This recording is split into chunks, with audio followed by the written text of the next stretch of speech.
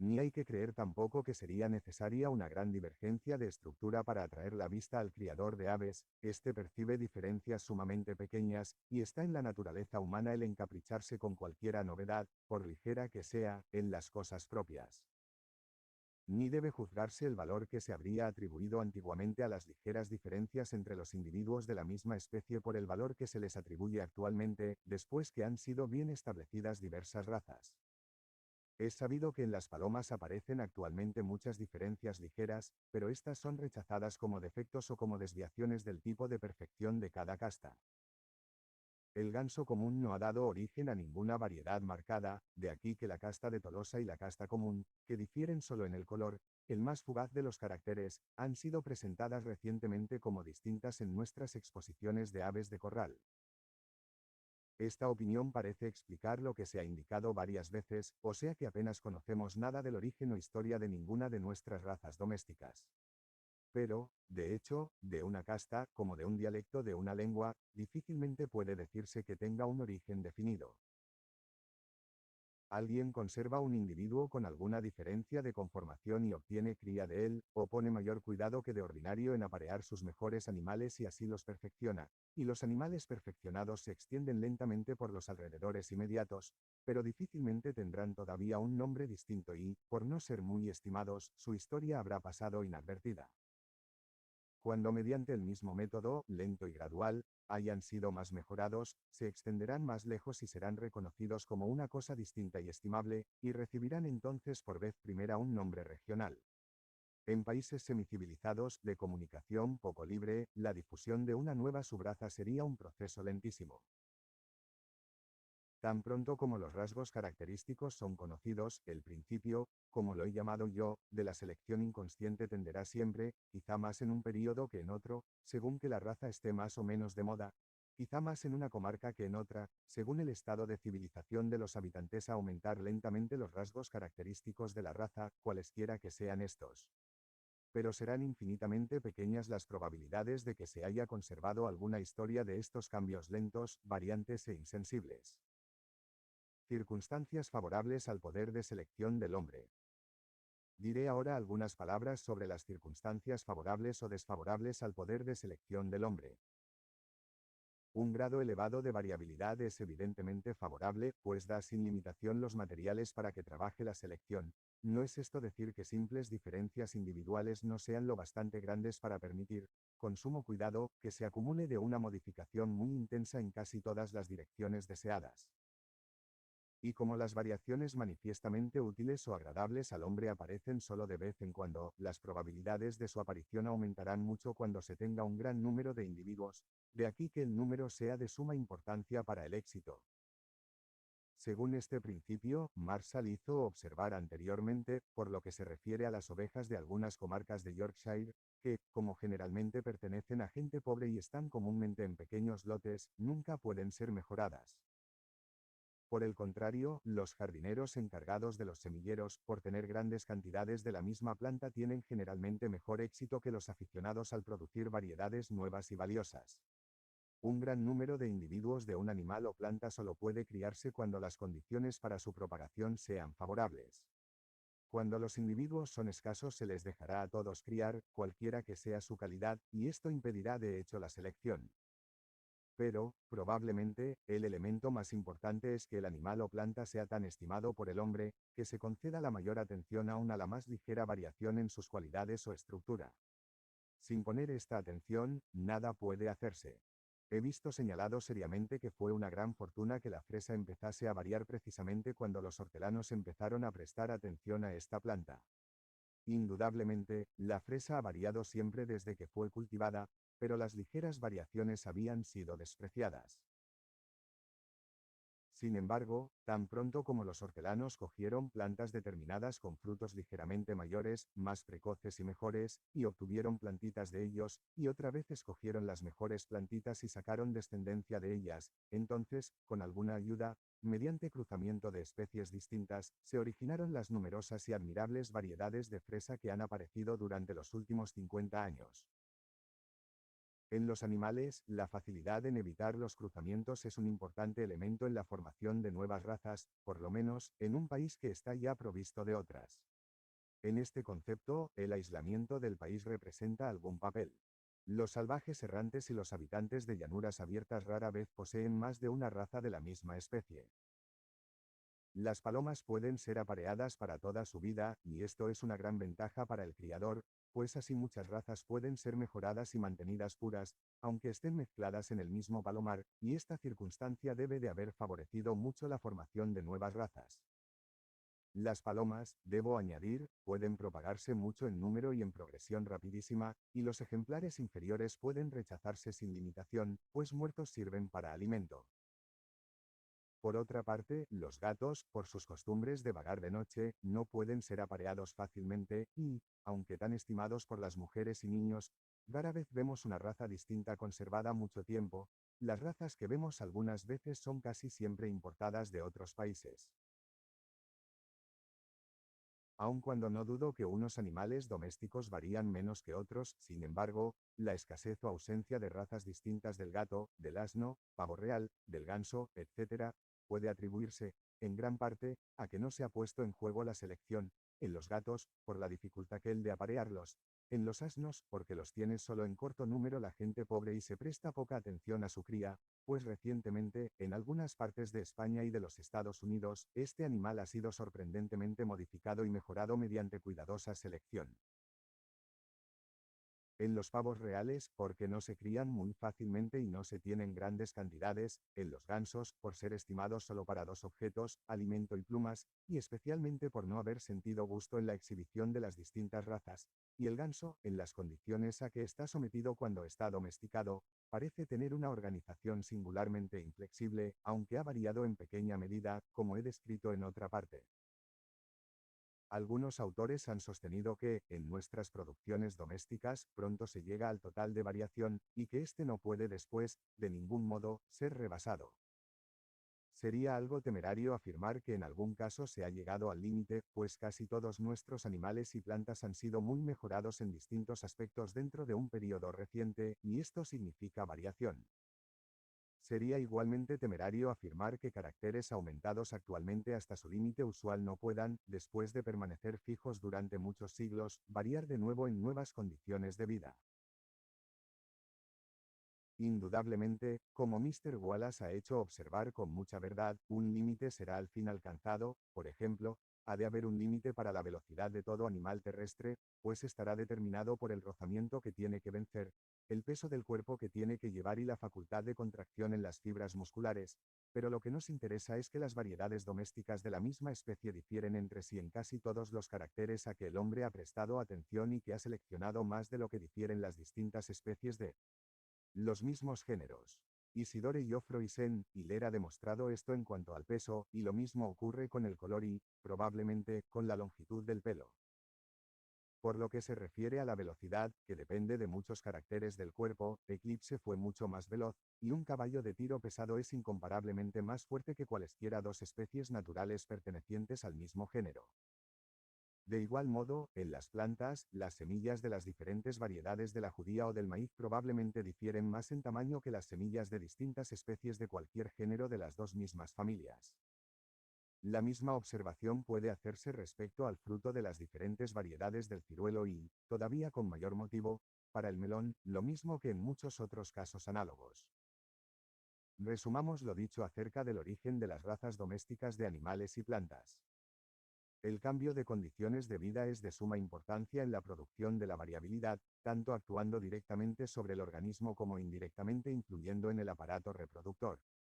No es probable que la variabilidad sea una contingencia inherente y necesaria en todas las circunstancias. La fuerza mayor o menor de la herencia y reversión determinan qué variaciones serán duraderas. La variabilidad está regida por muchas leyes desconocidas, de las cuales la del crecimiento correlativo es probablemente la más importante. Algo, cuánto, no lo sabemos, puede atribuirse a la acción determinada de las condiciones de vida. Algún efecto, quizá grande, puede atribuirse al creciente uso o desuso de los diversos órganos. El resultado final se hace así infinitamente complejo. En muchos casos, el cruzamiento de especies primitivamente distintas parece haber representado un papel importante en el origen de nuestras razas. Una vez que en un país se han formado diferentes razas, su cruzamiento casual, con ayuda de la selección, ha ayudado, sin duda, mucho a la formación de nuevas subrazas, pero se ha exagerado mucho la importancia del cruzamiento, tanto por lo que toca a los animales como respecto a aquellas plantas que se propagan por semillas. En las plantas que se propagan temporalmente por esquejes, injertos, etc., es inmensa la importancia del cruzamiento, pues el cultivador puede en este caso desatender la extrema variabilidad, tanto de los híbridos como de los mestizos, y la esterilidad de los híbridos. Pero las plantas que no se propagan por semillas son de poca importancia para nosotros, pues su duración es solo temporal. Por encima de todas estas causas de cambio, la acción acumulada de la selección, ya aplicada metódica y activamente, ya inconsciente y lentamente, pero con más eficacia, parece haber sido la fuerza predominante. 2. Capítulo. La variación en la naturaleza. Variabilidad. Antes de aplicar a los seres orgánicos en estado natural los principios a que hemos llegado en el capítulo pasado, podemos discutir brevemente si estos seres están sujetos a alguna variación. Para tratar bien este asunto se debería dar un largo catálogo de áridos hechos, pero reservaré estos para una obra futura. Tampoco discutiré aquí las varias definiciones que se han dado de la palabra especie. Ninguna definición ha satisfecho a todos los naturalistas, sin embargo, todo naturalista sabe vagamente lo que él quiere decir cuando habla de una especie. Generalmente, esta palabra encierra el elemento desconocido de un acto distinto de creación. La palabra variedad es casi tan difícil de definir, pero en ella se sobreentiende casi universalmente comunidad de origen, aunque esta rara vez pueda ser probada. Tenemos además lo que se llama monstruosidades, pero estas pasan gradualmente a las variedades. Por monstruosidad supongo que se entiende alguna considerable anomalía de conformación, generalmente perjudicial o inútil para la especie. Algunos autores usan la palabra variación en un sentido técnico, simplificando una modificación debida directamente a las condiciones físicas de la vida, y las variaciones en este sentido se supone que no son hereditarias. Pero ¿quién puede decir que el nanismo de las conchas de las aguas salobres del Báltico, o las plantas enanas de las cumbres alpinas, o la mayor espesura del pelaje de un animal del extremo norte no hayan de ser en algunos casos hereditarios, por lo menos durante algunas generaciones? Y en este caso, presumo yo que la forma se denominaría variedad. Puede dudarse si las anomalías súbitas y considerables de estructura, como las que vemos de vez en cuando en nuestros productos domésticos, y especialmente en las plantas, se propagan alguna vez con permanencia en estado natural. Casi todas las partes de todo ser orgánico están tan hermosamente relacionadas con sus complejas condiciones de vida, que parece tan improbable el que una parte haya sido producida súbitamente perfecta, como el que una máquina complicada haya sido inventada por el hombre en estado perfecto. En domesticidad, algunas veces, aparecen monstruosidades que se asemejan a conformaciones normales de animales muy diferentes. Así, alguna vez han nacido cerdos con una especie de trompa, y si alguna especie salvaje del mismo género hubiese tenido naturalmente trompa podría haberse dicho que ésta había aparecido como una monstruosidad. Pero hasta ahora no he podido encontrar, después de diligente indagación, casos de monstruosidades que se asemejen a conformaciones normales en formas próximas, y solo estos casos tienen relación con la cuestión. Si alguna vez aparecen en estado natural formas monstruosas de estas clases y son capaces de reproducción, lo que no siempre ocurre, como se presentan rara vez y en un solo individuo, su conservación dependería de circunstancias extraordinariamente favorables. Además, durante la primera generación y las siguientes se cruzarían con la forma ordinaria, y así su carácter anormal se perdería casi inevitablemente. Pero en otro capítulo tendré que insistir sobre la conservación y perpetuación de las variaciones aisladas o accidentales. Diferencias individuales.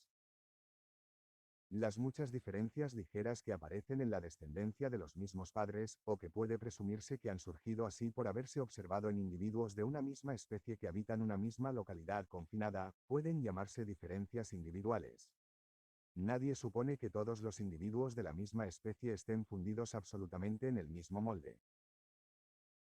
Estas diferencias individuales son de la mayor importancia para nosotros porque frecuentemente, como es muy conocido de todo el mundo, son hereditarias, y aportan así materiales para que la selección natural actúe sobre ellas y las acumule, de la misma manera que el hombre acumula en una dirección dada las diferencias individuales de sus producciones domésticas. Estas diferencias individuales afectan generalmente a lo que los naturalistas consideran como partes sin importancia, pero podría demostrar, mediante un largo catálogo de hechos, que partes que deben llamarse importantes, tanto si se las mira desde un punto fisiológico como desde el de la clasificación, varían algunas veces en los individuos de una misma especie. Estoy convencido de que el más experimentado naturalista se sorprendería del número de casos de variación, aun en partes importantes de estructura, que podría recopilar autorizadamente, como los he recopilado yo durante el transcurso de años. Hay que recordar que los sistemáticos están lejos de complacerse al hallar variabilidad en caracteres importantes, y que no hay muchas personas que quieran examinar trabajosamente órganos internos e importantes y comparar estos en muchos ejemplares de la misma especie. Nunca se hubiera esperado que las ramificaciones de los nervios principales junto al gran ganglio central de un insecto fuesen variables en la misma especie. Podría haberse pensado que cambios de esta naturaleza solo se habían efectuado lenta y gradualmente, y, sin embargo, Sir J. Lubbock ha mostrado la existencia de un grado de variabilidad en estos nervios principales en Coccus, que casi puede compararse con la ramificación irregular del tronco de un árbol. Puedo añadir que este naturalista filósofo ha mostrado también que los músculos de las larvas de algunos insectos distan mucho de ser uniformes.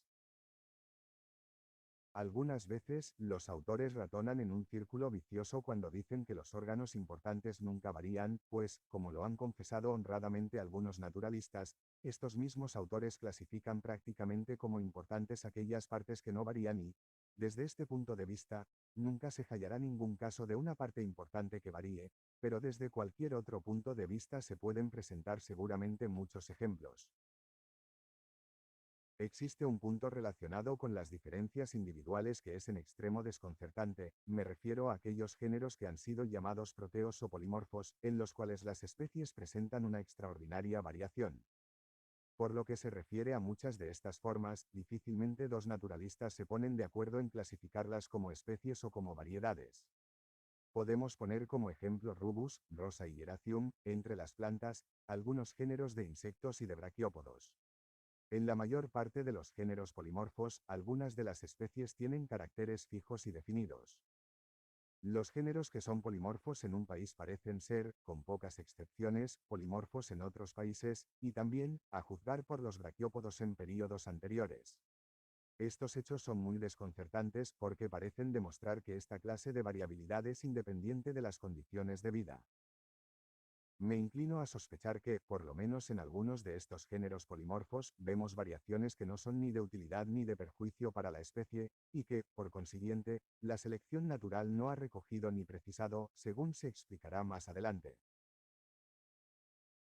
Como todo el mundo sabe, los individuos de la misma especie presentan muchas veces, independientemente de la variación, grandes diferencias de conformación, como ocurre en los dos sexos de diversos animales, en las dos o tres clases de hembras estériles u obreras en los insectos, y en los estados joven y larvario de muchos de los animales inferiores. Existen también casos de dimorfismo y trimorfismo, tanto en los animales como en las plantas. Así, Mr. Wallace, que ha llamado recientemente la atención sobre este asunto, ha señalado que las hembras de algunas especies de mariposas en el archipiélago malayo aparecen normalmente bajo dos, y aún bajo tres, formas notablemente distintas, no enlazadas por variedades intermedias. Fritz Müller ha descrito casos análogos, pero aún más extraordinarios, en los machos de ciertos crustáceos del Brasil. Así, el macho de un tanais se presenta normalmente bajo dos formas distintas. Una de ellas tiene pinzas fuertes y de diferente hechura, y la otra tiene las antenas provistas de pelos olfativos mucho más abundantes.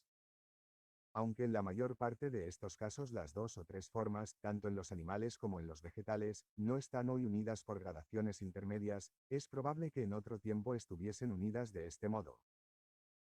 Mr. Wallace, por ejemplo, describe cierta mariposa que, en la misma isla, presenta una gran serie de variedades unidas por eslabones intermedios, y los eslabones extremos de la cadena se asemejan a las dos formas de una especie próxima dimorfa que habita en otra parte del archipiélago malayo. Así también, en las hormigas, las varias clases de obreras son generalmente por completo distintas, pero en algunos casos, como veremos después, están unidas entre sí por variedades suavemente graduadas. Lo mismo ocurre en algunas plantas dimorfas, como yo mismo lo he observado. Ciertamente, al principio, parece un hecho muy notable que la misma mariposa hembra tenga la facultad de producir al mismo tiempo tres formas distintas femeninas y una masculina, y que una planta hermafrodita produzca por las semillas del mismo fruto tres formas distintas hermafroditas que lleven tres clases diferentes de hembras y tres, o hasta 6 clases diferentes de machos. Sin embargo, estos casos son tan solo exageraciones del hecho común de que la hembra produzca descendencia de ambos sexos, que a veces difieren entre sí de un modo portentoso. Especies dudosas. Las formas que poseen en grado algo considerable el carácter de especie, pero que son tan semejantes a otras formas, o que están tan estrechamente unidas a ellas por gradaciones intermedias, que los naturalistas no quieren clasificarlas como especies distintas, son, por varios conceptos, las más importantes para nosotros. Tenemos todo fundamento para creer que muchas de estas formas dudosas y muy afines han conservado fijos sus caracteres durante largo tiempo, tan largo, hasta donde nosotros podemos saberlo, como las buenas y verdaderas especies. Prácticamente, cuando el naturalista puede unir mediante formas intermedias dos formas cualesquiera, considera la una como variedad de la otra, clasificando la más común, o a veces la descrita primero como especie y la otra como variedad. Pero a veces surgen casos de gran dificultad, que yo no enumeraré aquí, al decidir si hay que clasificar o no una forma como variedad de otra, aun cuando estén estrechamente unidas por formas intermedias, y tampoco suprimirá siempre la dificultad la naturaleza híbrida, comúnmente admitida de las formas intermedias. En muchísimos casos, sin embargo, se clasifica una forma como variedad de otra, no porque se hayan encontrado realmente los eslabones intermedios, sino porque la analogía lleva al observador a suponer que estos existen actualmente en alguna parte o pueden haber existido antes, y aquí queda abierta una amplia puerta para dar entrada a las conjeturas y a la duda. De aquí que, al determinar si una forma ha de ser clasificada como especie o como variedad, la opinión de los naturalistas de buen juicio y amplia experiencia parece la única guía que seguir. En muchos casos, sin embargo, tenemos que decidir por mayoría de naturalistas, pues pocas variedades bien conocidas y caracterizadas pueden mencionarse que no hayan sido clasificadas como especies, a lo menos por algunos jueces competentes. Es indiscutible que las variedades de esta naturaleza dudosa distan mucho de ser raras. Compárense las diversas floras de la Gran Bretaña, de Francia y de los Estados Unidos, escritas por diferentes naturalistas, y véase qué número tan sorprendente de formas han sido clasificadas por un botánico como buenas especies y por otro como simples variedades. Mr. H. C. Watson, al cual estoy muy obligado por auxilios de todas clases, me ha señalado 182 plantas británicas que son consideradas generalmente como variedades, pero que han sido todas clasificadas como especies por algunos botánicos, y al hacer esta lista omitió muchas variedades insignificantes que, no obstante, han sido clasificadas por algunos botánicos como especies, y ha omitido por completo varios géneros sumamente polimorfos. En los géneros que encierran las formas más poliformas, Mr. Babington cita 251 especies, mientras que Mr. Benta cita solamente 112. Una diferencia de 139 formas dudosas. Entre los animales que se unen para cada cría y que cambian mucho de lugar, rara vez pueden hallarse en un mismo país formas dudosas clasificadas por un zoólogo como especies y por otro como variedades, pero son comunes en territorios separados. ¿Cuántos pájaros e insectos de América del Norte y de Europa que difieren entre sí ligerísimamente han sido clasificados por un naturalista eminente como especies dudosas y por otro como variedades, o razas geográficas, como frecuentemente se las llama?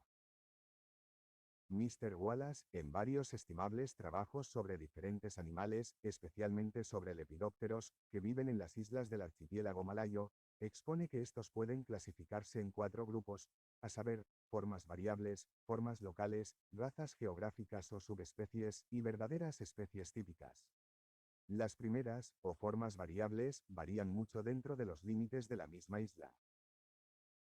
Las formas locales son medianamente constantes y distintas en cada isla, tomada por separado, pero cuando se comparan juntas todas las de las diversas islas se ve que las diferencias son tan ligeras y graduadas, que es imposible definirlas o describirlas, aunque al mismo tiempo las formas extremas sean suficientemente distintas. Las razas geográficas, o subespecies, son formas locales completamente fijas y aisladas, pero como no difieren entre sí por caracteres importantes y muy marcados, no hay criterio posible, sino solo opinión particular, para determinar cuáles tienen que ser consideradas como especies y cuáles como variedades. Por último, las especies típicas ocupan el mismo lugar en la economía natural de cada isla que las formas locales y subespecies, pero, como se distinguen entre sí con mayor diferencia que la que existe entre las formas locales y las subespecies, son casi universalmente clasificadas por los naturalistas como especies verdaderas. Sin embargo, no es posible dar un criterio seguro por el cual puedan ser reconocidas las formas variables, las formas locales, las subespecies y las especies típicas.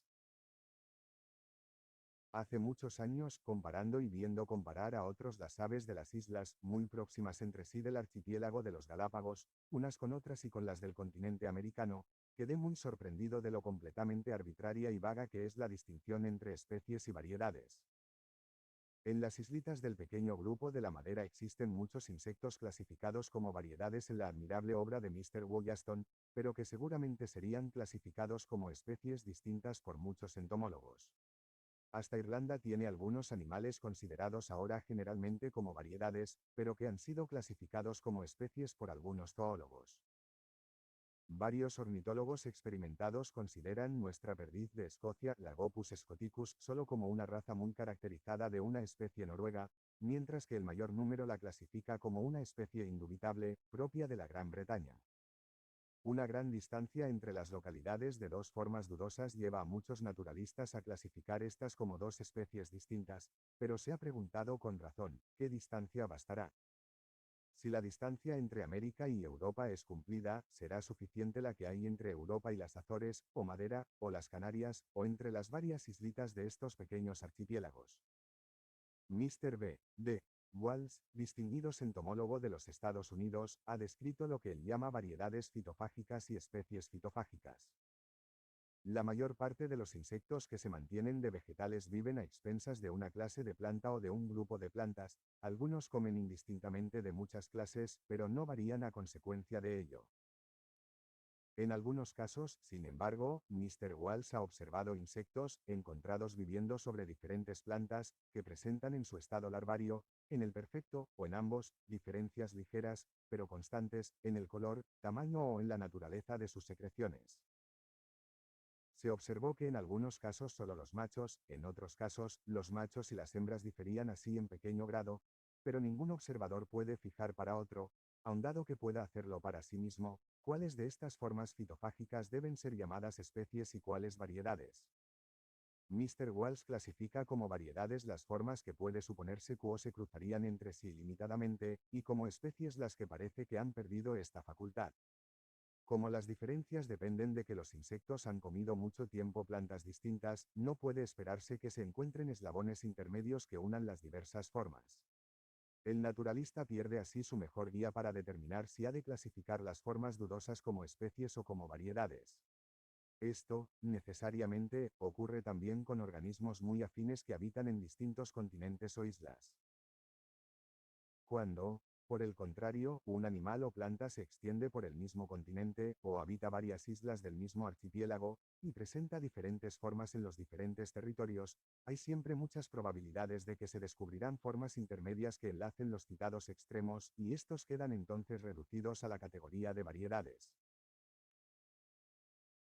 Un corto número de naturalistas sostiene que los animales nunca presentan variedades, y entonces, estos mismos naturalistas clasifican como de valor específico la más leve diferencia, y cuando la misma forma idéntica se ha encontrado en dos países distantes o en dos formaciones geológicas, creen que dos especies distintas están ocultas bajo la misma vestidura. La palabra especie viene de este modo a ser una mera abstracción inútil, que implica y supone un acto separado de creación. Lo positivo es que muchas formas consideradas como variedades por autoridades competentísimas parecen, por su índole, tan por completo especies, que han sido clasificadas así por otros competentísimos jueces, pero discutir si deben llamarse especies o variedades antes de que haya sido aceptada generalmente alguna definición de estos términos es dar inútilmente palos al aire. Muchos de estos casos de variedades muy acentuadas o especies dudosas merecen ciertamente reflexión, pues se han aducido diversas e interesantes clases de razones procedentes de la distribución geográfica, variación analógica, hibridismo, etc., intentando determinar su categoría, pero el espacio no me permite discutirlas aquí. Una atenta investigación llevará, sin duda, a los naturalistas a ponerse de acuerdo en muchos casos sobre la clasificación de formas dudosas. No obstante, hay que confesar que en los países mejor conocidos es donde encontramos el mayor número de ellas.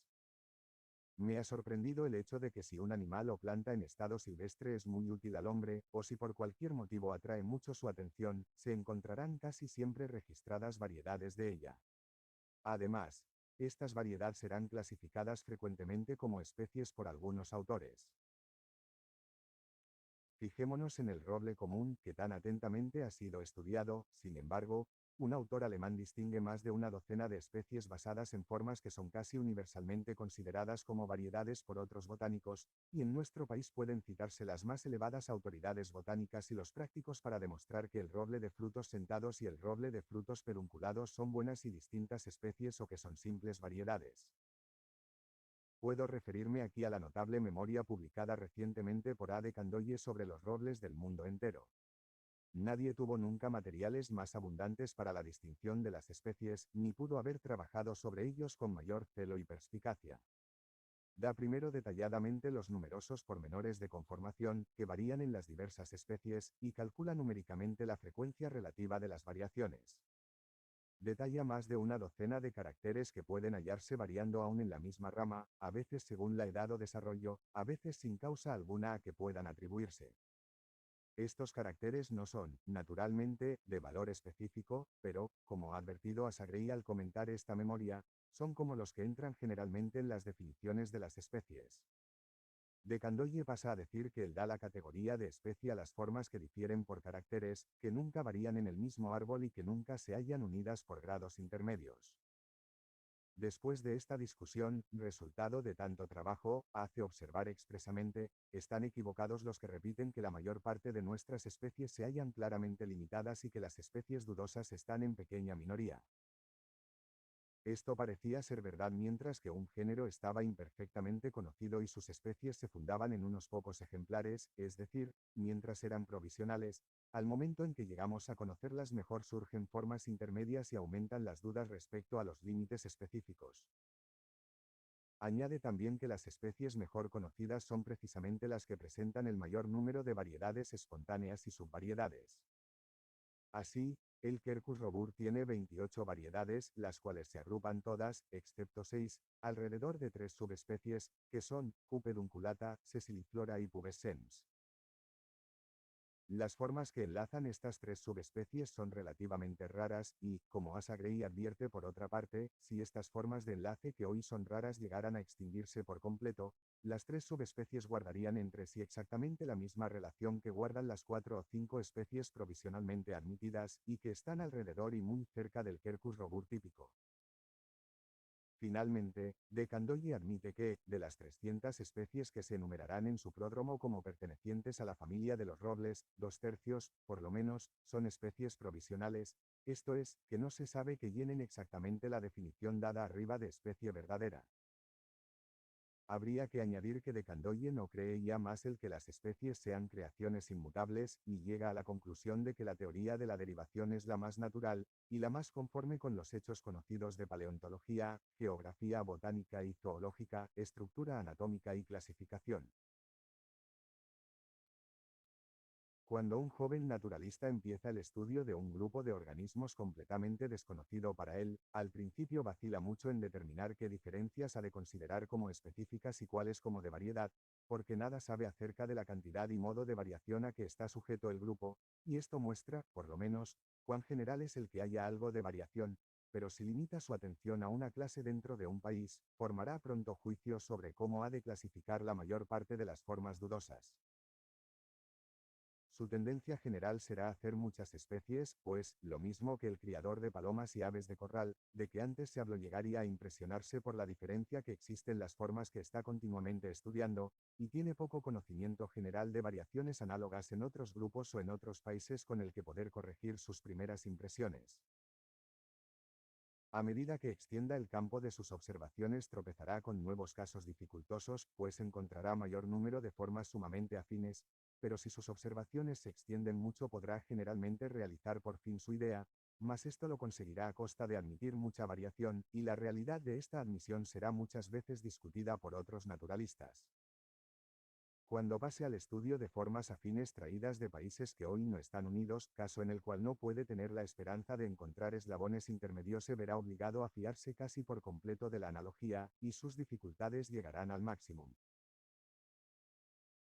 Indudablemente, no se ha trazado todavía una línea clara de demarcación entre especies y subespecies, o sean las formas que, en opinión de algunos naturalistas, se acercan mucho, aunque no llegan completamente, a la categoría de especies, ni tampoco entre subespecies y variedades bien caracterizadas, o entre variedades menores y diferencias individuales. Estas diferencias pasan de unas a otras, formando una serie continua, y una serie imprime en la mente la idea de un tránsito real. De aquí que yo considere las diferencias individuales, a pesar de su pequeño interés para el clasificador, como de la mayor importancia para nosotros, por ser los primeros pasos hacia aquellas variedades que apenas se las considera dignas de ser consignadas en las obras de historia natural. Y considero yo las variedades que son en algún modo más distintas y permanentes como pasos hacia variedades más intensamente caracterizadas y permanentes, y estas últimas como conduciendo a las subespecies y luego a las especies. El tránsito de un grado de diferencia a otro puede ser en muchos casos el simple resultado de la naturaleza del organismo y de las diferentes condiciones físicas a que haya estado expuesto largo tiempo, pero, por lo que se refiere a los caracteres más importantes de adaptación, el paso de un grado de diferencia a otro puede atribuirse seguramente a la acción acumulativa de la selección natural, que se explicará más adelante, y a los resultados del creciente uso o desuso de los órganos. Una variedad bien caracterizada puede, por consiguiente, denominarse especie incipiente, y si esta suposición está o no justificada, debe ser juzgado por el peso de los diferentes hechos y consideraciones que se expondrán en toda esta obra. No es necesario suponer que todas las variedades o especies incipientes alcancen la categoría de especies. Pueden extinguirse o pueden continuar como variedades durante larguísimos períodos, como Mr. Wollaston ha demostrado que ocurre en las variedades de ciertos moluscos terrestres fósiles de la isla de la Madera, y Gaston desaporta en los vegetales. Si una variedad llegase a florecer de tal modo que excediese en número a la especie madre, aquella se clasificaría como especie y la especie como variedad, y podría llegar a suplantar y exterminar la especie madre, o ambas podrían coexistir y ambas se clasificarían como especies independientes. Pero más adelante insistiremos sobre este asunto. Por estas observaciones se verá que considero la palabra especie como dada arbitrariamente, por razón de conveniencia, a un grupo de individuos muy semejantes y que no difiere esencialmente de la palabra variedad, que se da a formas menos precisas y más fluctuantes. A su vez, la palabra variedad, en comparación con meras diferencias individuales, se aplica también arbitrariamente por razón de conveniencia. Las especies comunes, muy difundidas y muy extendidas, son las que más varían. Guiado por consideraciones teóricas, pensé que podrían obtenerse resultados interesantes respecto a la naturaleza y relaciones de las especies que más varían, formando listas de todas las variedades de diversas flores bien estudiadas. Al pronto parecía esto un trabajo sencillo, pero Mr. H. C. Watson, a quien estoy muy obligado por valiosos servicios y consejos sobre este asunto, me convenció enseguida de que había muchas dificultades, como también lo hizo después el Dr. Hooker, todavía en términos más enérgicos. Reservaré para una obra futura la discusión de estas dificultades y los cuadros de los números proporcionales de las especies variables. El Dr. Hooker me autoriza a añadir que, después de haber leído atentamente mi manuscrito y examinado los cuadros, cree que las siguientes conclusiones están bien e imparcialmente fundadas. Todo este asunto, sin embargo, tratado con mucha brevedad, como es aquí necesario, es algo desconcertante, y no pueden evitarse las alusiones a la lucha por la existencia, divergencia de caracteres y otras cuestiones que han de ser discutidas más adelante.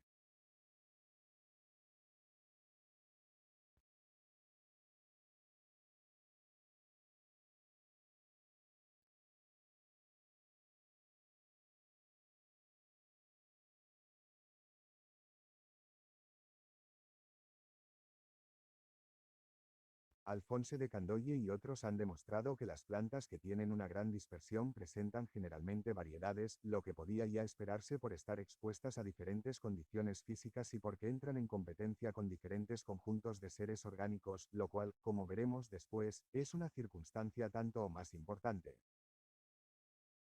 Pero mis cuadros muestran además que en todo país limitado las especies que son más comunes, esto es, más abundante en individuos y las especies muy difundidas dentro del mismo país, y este es un concepto diferente de ocupar mucha extensión y, hasta cierto punto, de ser común son las que con más frecuencia originan variedades lo suficientemente caracterizadas para ser registradas en las obras de botánica. De aquí el que las especies más florecientes o, como pueden llamarse, especies predominantes, las que ocupan mayor extensión, son las más difundidas en su propio país y las más numerosas en individuos sean las que con más frecuencia producen variedades bien caracterizadas o, como yo las considero, especies incipientes. Y esto podría quizá haber sido previsto, pues como las variedades, para hacerse en algún modo permanentes, necesariamente tienen que luchar con los otros habitantes de su país, las especies que son ya predominantes serán las más aptas para producir descendientes, los cuales, aunque modificados solo en muy débil grado, heredan, sin embargo, las ventajas que hicieron capaces a sus padres de llegar a predominar entre sus compatriotas. En estas observaciones sobre el predominio ha de sobreentenderse que solo se hace referencia a las formas que entran en mutua competencia, y especialmente a los miembros del mismo género o clase que tienen costumbres casi semejantes. Respecto al número de individuos, o a ser común una especie, la comparación, naturalmente, se refiere solo a los miembros del mismo grupo. Puede decirse que una planta superior es predominante si es más numerosa en individuos y está más difundida que otras plantas del mismo país que vivan casi en las mismas condiciones. Una planta de esta clase no deja de ser predominante porque alguna conferva que vive en el agua o algún hongo parásito sean infinitamente más numerosos en individuos y estén más difundidos. Pero si la conferva o el hongo parásito supera a sus semejantes por los conceptos antedichos, será entonces predominante dentro de su propia clase. Las especies de los géneros mayores en cada país varían más frecuentemente que las especies de los géneros menores. Si las plantas que viven en un país, según aparecen descritas en una flora, se dividen en dos grupos iguales, colocando a un lado todas las de los géneros mayores, esto es, los que contienen más especies y a otro lado todas las de los géneros menores, se verá que el primer grupo comprende un número algo mayor de especies comunísimas y muy difundidas, o especies predominantes. Esto podía haber sido ya previsto, pues el mero hecho de que muchas especies del mismo género vivan en un país demuestra que en las condiciones orgánicas e inorgánicas de aquel país existe algo favorable para el género, y, por consiguiente, podíamos haber esperado encontrar en los géneros mayores, o que comprenden más especies un número relativo mayor de especies predominantes. Pero son tantas las causas que tienden a oscurecer el resultado, que estoy sorprendido de que mis cuadros muestren siquiera una pequeña mayoría del lado de los géneros mayores. Me referiré aquí a dos causas solo de obscuridad. Las plantas de agua dulce y las halófilas están generalmente muy extendidas y muy difundidas, pero esto parece estar relacionado con la naturaleza de los lugares en que viven y tienen poca o ninguna relación con la magnitud de los géneros a que pertenecen las especies. Además, los vegetales inferiores en la escala de la organización están, en general, mucho más difundidos que las plantas superiores, y en este caso, además, no hay inmediata relación con la magnitud de los géneros. La causa de que los vegetales de organización inferior estén muy extendidos se discutirá en el capítulo sobre la distribución geográfica.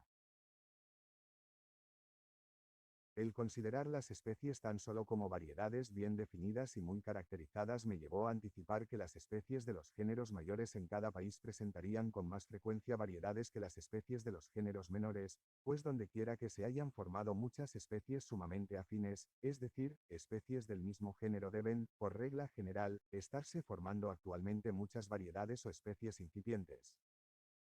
Donde crecen muchos árboles grandes esperamos encontrar retoños, donde se han formado por variación muchas especies de un género, las circunstancias han sido favorables para la variación, y, por consiguiente, podemos esperar que, en general, lo serán todavía. Por el contrario, si consideramos cada especie como un acto especial de creación, no aparece razón alguna para que se presenten más variedades en un grupo que tenga muchas especies que en otro que tenga pocas. Para probar la verdad de esta idea que anticipo he ordenado las plantas de 20 países y los insectos coleópteros de 2 regiones en 2 grupos aproximadamente iguales, poniendo a un lado las especies de los géneros mayores y a otro las de los géneros menores, y esto ha demostrado siempre que en el lado de los géneros mayores era mayor el tanto por ciento de especies que presentaban variedades, que en el lado de los géneros menores. Además, las especies de los géneros grandes que presentan variedades presentan siempre un número relativo mayor de variedades que las especies de los géneros pequeños. Ambos resultados subsisten cuando se hace otra división y cuando se excluyen por completo de los cuadros todos los géneros muy pequeños que solo comprenden de 1 a 4 especies. Estos hechos tienen clara significación en la hipótesis de que las especies son tan solo variedades permanentes muy caracterizadas, pues dondequiera que se han formado muchas especies del mismo género, o donde, si se nos permite emplear la frase la fabricación de especies ha sido muy activa, debemos, en general, encontrar todavía la fábrica en movimiento, tanto más, cuanto que tenemos todas las razones para suponer que el procedimiento de fabricación de las especies nuevas es un procedimiento lento. Y esto, ciertamente, resulta exacto si se consideran las variedades como especies incipientes, pues mis cuadros muestran claramente, como regla general, que dondequiera que se han formado muchas especies de un género, las especies de este género presentan un número de variedades, o sea de especies incipientes, mayor que el promedio. No es que todos los géneros grandes estén ahora variando mucho y estén aumentando el número de sus especies, ni que ningún género pequeño esté ahora variando y aumentando, pues si esto fuese así sería fatal para mi teoría, puesto que la geología claramente nos dice que frecuentemente géneros pequeños, en el transcurso del tiempo, han aumentado mucho, y que con frecuencia géneros grandes han llegado a su máximo, han declinado y desaparecido. Todo lo que teníamos que demostrar es que donde se han formado muchas especies de un género, de ordinario se están formando todavía muchas, y esto, ciertamente, queda establecido. Muchas de las especies incluidas en los géneros mayores parecen variedades por ser entre sí muy afines, aunque no igualmente, y por tener distribución geográfica restringida. Entre las especies de los géneros grandes y sus variedades registradas existen otras relaciones dignas de mención. Hemos visto que no hay un criterio infalible para distinguir las especies de las variedades bien marcadas, y cuando no se han encontrado eslabones de enlace entre formas dudosas, los naturalistas se ven forzados a decidirse por el conjunto de diferencias entre ellas, juzgando por analogía si este conjunto es o no suficiente para elevar una forma, o ambas, a la categoría de especies. De aquí que la cantidad de diferencia es un criterio importantísimo para decidir si dos formas han de ser clasificadas como especies o como variedades. Ahora bien, Fries ha observado, por lo que se refiere a las plantas, y Westwood, por lo que toca a los insectos, que en los géneros grandes la cantidad de diferencia entre las especies es con frecuencia sumamente pequeña. Me he esforzado en comprobar esto numéricamente mediante promedios que, hasta donde alcanzan mis imperfectos resultados, confirman dicha opinión. He consultado también con algunos sagaces y experimentados observadores, y, después de deliberar, coinciden en esta opinión. En este respecto, pues, las especies de los géneros mayores se parecen a las variedades, más que las especies de los géneros menores. O el caso puede interpretarse de otro modo, puede decirse que en los géneros mayores, en los cuales se está ahora fabricando un número de variedades o especies incipientes mayor que el promedio, muchas de las especies ya fabricadas parecen, hasta cierto punto, variedades, pues difieren entre sí menos de la cantidad habitual de diferencia. Además, las especies de los géneros mayores están relacionadas unas con otras, de la misma manera que están relacionadas entre sí las variedades de cualquier especie. Ningún naturalista pretende que todas las especies de un género estén igualmente distantes unas de otras, generalmente, pueden ser divididas en subgéneros, o secciones, o grupos menores. Como Fries ha señalado muy bien, grupos pequeños de especies están generalmente reunidos como satélites alrededor de otras especies, ¿y qué son las variedades sino grupos de formas desigualmente relacionadas entre sí y agrupadas alrededor de ciertas formas, o sea alrededor de sus especies madres? Indudablemente, existe un punto de diferencia importantísimo entre las variedades y las especies, y es que la diferencia entre las variedades cuando se comparan entre sí o con especie madre es mucho menor que la que existe entre las especies del mismo género. Pero cuando lleguemos a discutir el principio de la divergencia de caracteres, como yo lo llamo, veremos cómo puede explicarse esto y cómo las diferencias menores que existen entre las variedades tienden a acrecentarse y llegan a ser las diferencias mayores existentes entre las especies. Existe otro punto que merece indicarse. Las variedades ocupan por lo general una extensión muy restringida. Esta afirmación, realmente, es casi una evidencia, pues si se viese que una variedad tiene una extensión mayor que la de su supuesta especie madre se invertirían sus denominaciones. Pero hay fundamento para suponer que las especies que son muy afines a otras, en lo cual parecen mucho variedades ocupan con frecuencia extensiones muy limitadas. Mr. H. C. Watson me ha señalado en el bien fundamentado London Catalogue of Plants, cuarta edición, 63 plantas que aparecen allí clasificadas como especies, pero que él considera tan sumamente afines a otras especies, que llegan a ser de valor dudoso. Estas 63 supuestas especies se extienden, por término medio, por 6,9 de las provincias en que Mr. Watson ha dividido la Gran Bretaña.